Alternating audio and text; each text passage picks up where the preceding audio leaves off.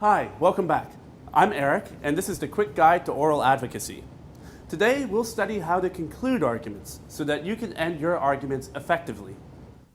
In particular, you'll learn elements of a good conclusion, a brief review and decisions you hope the tribunal will arrive at, common signposts, in conclusion, to conclude, concluding. How to end your arguments if time does not allow for a complete conclusion. Begin your conclusion with a brief review, which reminds the judges of the essence of your case.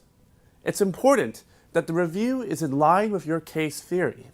Then, succinctly restate your party's position on the dispute by telling the tribunal what decisions you want them to make as a result of your submissions. Let's have a look at how HARP concludes the substantive issues on behalf of the claimant.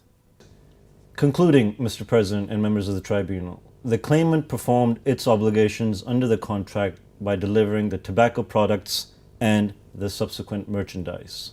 However, the respondent failed to perform its obligations by unjustifiably alleging a force majeure. As such, the claimant submits that it is entitled to liquidated damages under the distribution agreement, and there will be no risk of an enforcement of such an award if given. Thank you. In the example, HARP first signals the beginning of his conclusion with the signpost concluding. You could use alternatives like in conclusion and to conclude. HARP then gives a brief review of the essence of the case, in line with the case theory that we saw in episode 3. Next, he restates the claimant's position, highlighting the remedies sought before wrapping up with a polite thank you. In case you're running out of time, it's still a good idea to quickly signal the end of your arguments.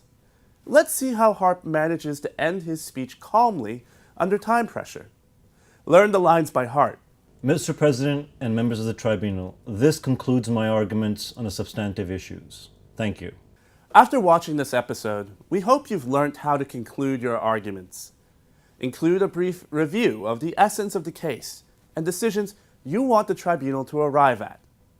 Use signposts, such as in conclusion, to conclude, and concluding, to signal the beginning of your conclusion. Remember the following lines if you can only do a quick conclusion because of limited time.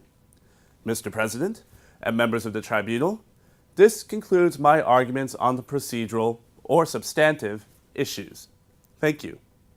In the next episode, we'll look at how to respond to questions. Stay tuned.